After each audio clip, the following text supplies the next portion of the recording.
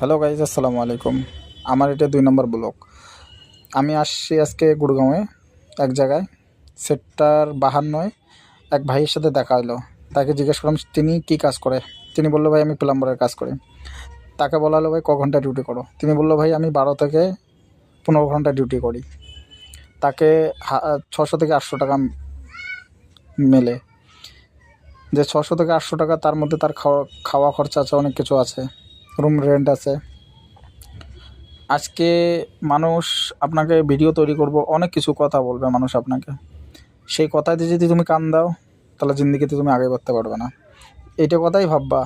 রোজ দিনই যেমন সূর্য ওঠে, সূর্য ডুবে যায়, মানুষের জিন্দিগিটাও সেই রকম। আজকে তোমার অন্ধকার আছে, কালকে তোমার আলো হবে। এই কথায় ভেবে তুমি ভিডিও তৈরি করো, ভালো ভালো ভিডিও কন্টেন্ট তৈরি করো।